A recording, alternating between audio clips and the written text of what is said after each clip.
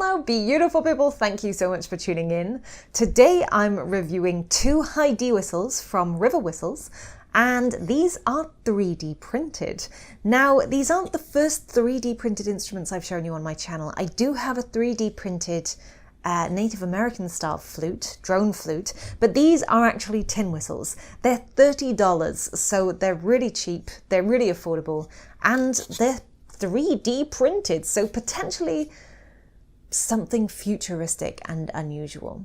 The big question is, of course, what's special about these? How do they sound, etc. So I'm going to give you some close-ups on these, tell you a little bit about them, and then we'll give them a play. So first up we have the silver high D 3D printed whistle.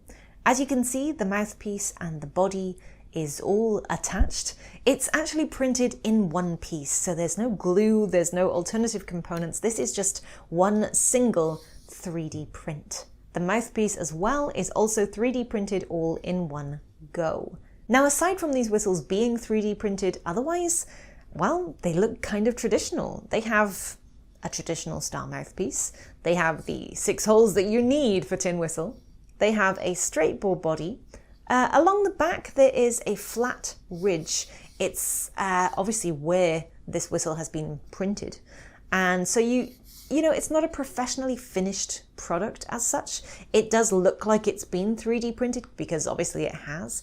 You're not going to be expecting something to look completely spotless and flawless with this method of creation, but it's certainly an interesting looking piece.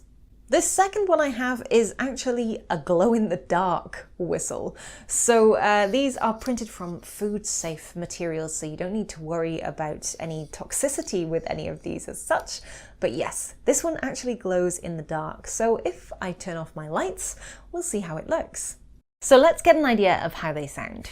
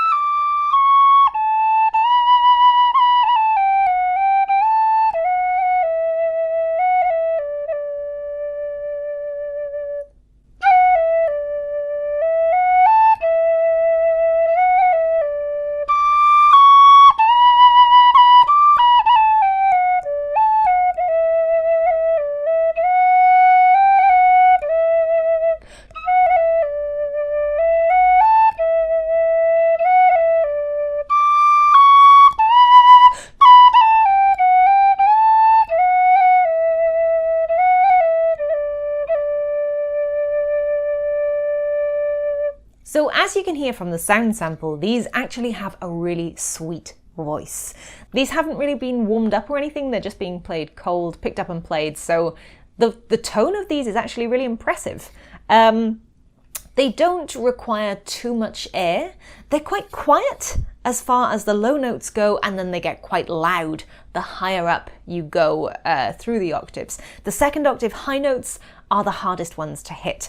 You do need quite a bit of push to hit the, well, anything above the high A really, so if you're going further than that, it's going to take quite a punch.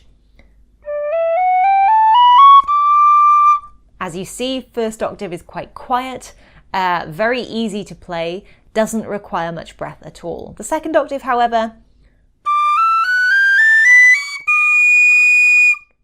is certainly doable, but it gets very loud very quickly, and you do need quite a push to reach those highest notes. Now let's see how they hold up with a tuning test, and we'll do the decibel volume test as well to give you an idea of how loud those high notes are and how quiet those low notes are.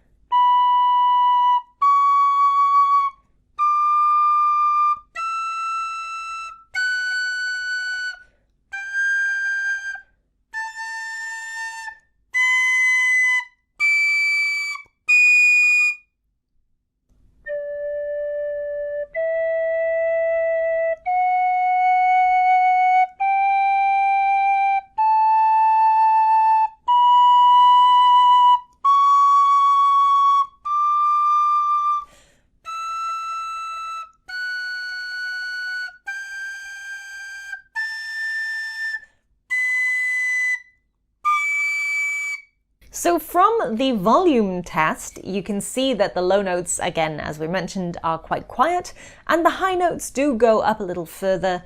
Generally, it's not that loud a whistle. It would be great for playing around the house. It's not very often you go into those really high notes anyway. But yeah, if you wanted to play this whistle in a session, you might be better off playing in tunes that use the second octave, because that's where it's at its loudest.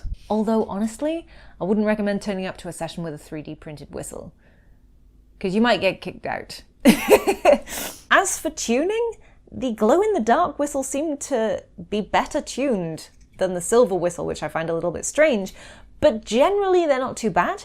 In fact, the one thing I found with these whistles whilst I was trying the tuning is that there's actually a lot of give in the note. You can play around with the breath on each note before it pushes up into the second octave, which gives you sort of great dynamics with this whistle, which I kind of wasn't expecting. So that's really great. As we hit the higher notes, the whistles become a little on the sharp side. Obviously, they're not tunable, so there's not really much we can do about that at the moment. But River whistles are constantly updating their design and trying to improve the tuning and the pitch and things of those top notes. So I do have some more of these whistles on the way in the post, and they've had a few additional tweaks. I will be able to show you some more of these shortly. I also have a low whistle coming, and we'll compare how the tuning is on the newer whistles to these. So I'll take you through some pros and some cons of these and give you my final thoughts. Firstly, they are very interesting. They're definitely a talking point. If you go somewhere with a 3D printed instrument, people are going to start a conversation. That is really cool. It's modern technology being used for something traditional, which I kind of like. It's fun, it's exciting, and it definitely shows potential for something in the future. Secondly, they are extremely lightweight. So if you were traveling or something and you wanted to take this with you, again, there are no metal components, so it's not going to show up through airport security scans or anything like that. But yeah, they're nice and lightweight, so they're great to take with you, throw in a backpack, and go out and about. Thirdly, the fact that you can get glow-in-the-dark whistles is just kind of cool. Continuing with the pros, they have a very sweet voice.